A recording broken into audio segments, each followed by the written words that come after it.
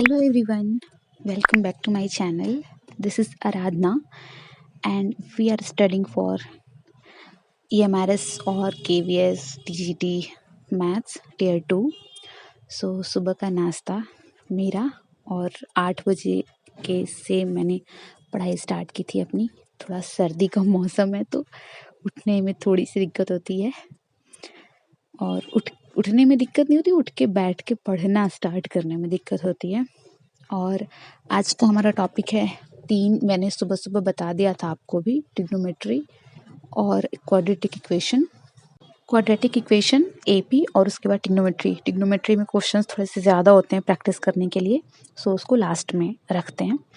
और इसके बाद फिर जो चैप्टर के पहले दिए हुए थे मैं 3-4 पेजेस के डेफिनेशंस वगैरह, वो पढ़ने के बाद जैसे कि ना मेरे से किसी ने बात बोला था कि आप अपना नोट्स शेयर कर दीजिए, तो नोट्स ऐसा कोई स्पेसिफिक नहीं है, वो बस यही जो चैप्टर्स के आज सामने होते हैं उसमें ही आपको हेडिंग वाइज मिल जाएंगे या फिर हाईलाइटेड पोर्शन में मिल जाएंगे। सो वही एग्जैक्ट होता है, एग्जैक्ट नहीं होता, थोड़ा सा उसमें लैंग्वेज का डिफरेंट होता है, बाकी सब सेम होता है। तो नोट्स में कैसे कुछ खास थे नहीं स्पेसिफिक कि मैं नोट्स शेयर करूँ। सो यही है, आप एक बार बुक देख लो। और वो जो पीडीएफ के लिए मैंने बोला था वो थोड़ा सा उसमें कोई तो इशू है, मैं कोशिश करूँगी कि मैं उसको सही करके भेज दूँ। और बाकी ये ठीक ही था और ये पोर्शन इजी था, क्वाड्रेटिक इक्वेशन का पोर्शन इजी ही है, तो इसमें मेरे ठीक ठाक मार्क्स भी आए थे और 8 आए थे। मैंने 2 क्वेश्चन छोड़ दिए थे, मुझे नहीं आ रहे थे, थोड़े से लेंदी क्वेश्चन थे और उसमें टाइम कम होता है। सो बाकी सारे क्वेश्चंस मेरे ठीक थे और ठीक ठाक थे, मतलब इजी थे। आज वाले पोर्शन में तो क्वेश्चन इजी थे ये सब और ठीक है, ऐसे क्वेश्चन थे उसमें बुक में। और ये क्वेश्चन जो मैंने स्किप किया था, ये पता नहीं थोड़ा सा लिमिट वाला इसमें दे दिया गया था कि किसके किसके बीच में इसकी वैल्यू होगी। एक तो ये था और एक ग्रेटेस्ट इंडीजर वाला था पोर्शन, वो मुझे आता था, बट ये जो है ना कि लेस देन ज़ीरो करना है, ये मुझे बिल्कुल समझ नहीं आया, अभी भी समझ में नहीं आ रहा है, उसको मैं बाद में देखूंगी। और बाकी क्वेश्चंस तो इसके ठीक ही थे, हाँ ठीक थे। और एलटी के टाइम में थोड़ा बहुत जो मैंने देखा था पढ़ा था वो था, इसमें ज़्यादा नहीं था, एपी में मैंने उसका ज़्यादा यूज़ किया है, बट अभी तक ठीक था। ये तो फॉर्मूला ही है, ये टेस्ट तो अच्छा था। और इसके बाद फिर एपी करना है। एपी ये दिया हुआ है, एपी में जितना एक ही है कि nth term and sum of the N terms, ये इसका निकालना है फॉर्मूला, डेरिवेशन करना है, ये दोनों फॉर्मूला दिए हुए हैं बुक में। और उसके बाद फिर टिग्नोमेट्री का पोर्शन है। टिग्नोमेट्री के पोर्शन में जितना दिया हुआ है टॉपिक 9th का ही है, मुझे लगता है कि 11th तक शायद प्रैक्टिस 11-12 तक करनी पड़ेगी, क्योंकि वो लोग देते हैं टिग्नोमेट्री चैप्टर और फिर वो क्वेश्चन थोड़ा ज़्यादा ही दे देते हैं।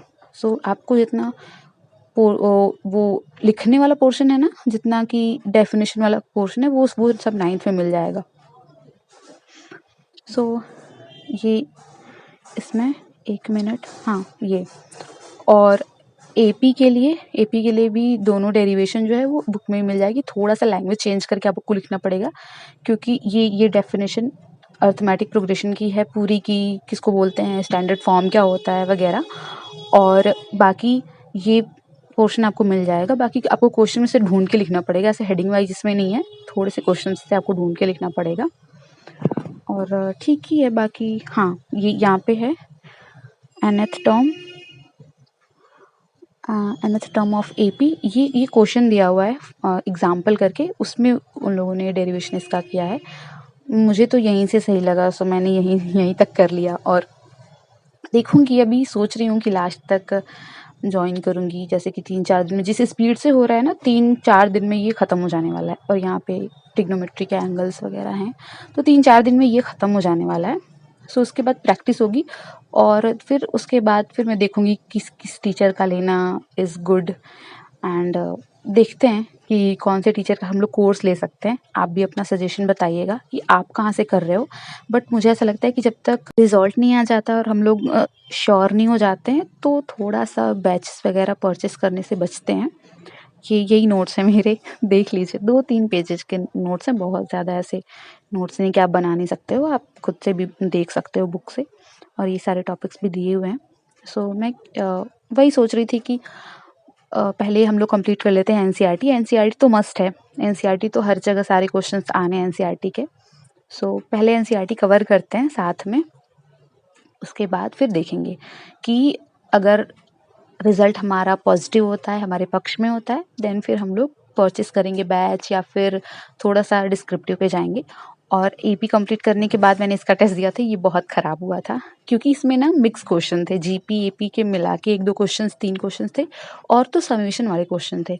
और एनसीईआरटी जस्ट करने के बाद मैंने इसको देखा था तो मुझे बिल्कुल आइडिया नहीं था कि वो समेशन वाले क्वेश्चंस कैसे सॉल्व करने हैं। तो मैंने 4-5 क्वेश्चन किए थे, 4 क्वेश्चन उस वो ठीक थे, 4 एक उसमें से शायद गलत था, तो वो ठीक-ठाक मतलब अच्छा तो नहीं हुआ ये, बिल्कुल ही कट ऑफ से 2 नंबर में नीचे थी और रैंक फिर भी अच्छी थी इसमें और कम ही लोगों ने इसको अटेम्प्ट किया था। हाँ, ये वाला क्वेश्चन भी स्किप हुआ है, ये सारे क्वेश्चंस मैंने स्किप कर दिए हैं। ये समेशन वाले क्वेश्चंस मैं समझ ही नहीं आया उस टाइम पे कि कैसे करूँ और इसको मैं देखूँगी, अभी प्रैक्टिस करूँगी। इसको ना एलटी की बुक में, अगर आपके पास घटना चक्र की एलटी की बुक होगी ना, तो उसमें ऐसे क्वेश्चंस दिए हुए हैं, तो आप एक बार ज़रूर चेक करिएगा। या फिर अगर मैं सॉल्व करूँगी आज रात में, देन फिर मैं आपको भेज दूँगी ग्रुप में, फिर आप भी देख लेना वैसे क्वेश्चंस को, समेशन वाले क्वेश्चंस दिए हुए हैं। और फिर इसके बाद फिर ट्रिग्नोमेट्री करना है, जो अभी मैथ्स पढ़ के मैं फ्री हुई हूँ, तो मेरा बिल्कुल मन नहीं है मैथ्स करने का। सो अभी करंट मैंने बताया था कि मैं करंट भी साथ में कर रही हूँ, तो अभी करंट सितंबर का रिवाइज़ करना है मुझे। एग्ज़ाम में करंट का वेटेज तो है ही और करंट थोड़ा बहुत ज़्यादा दिनों का हो जाता है, तो पढ़ने में नहीं सही होता है। सो इसको करूँगी और बाकी मेरे यूपीपीसीएस, यूपीएसआई बाकी सारे एग्ज़ाम्स भी हैं, तो इसको देने के बाद फिर इन्हीं को देना है, इसलिए करंट मैं सोच रही हूँ साथ-साथ करती चलूँ, ताकि एक ही बार करने पे बहुत ज़्यादा लेंदी ना हो। और बस इसके बाद ये वाले चैप्टर्स मैं प्रैक्टिस करूँगी, जभी भी 1-2 घंटे के बाद जब मैं पढ़ूँगी तो। Thank you, take care, bye bye.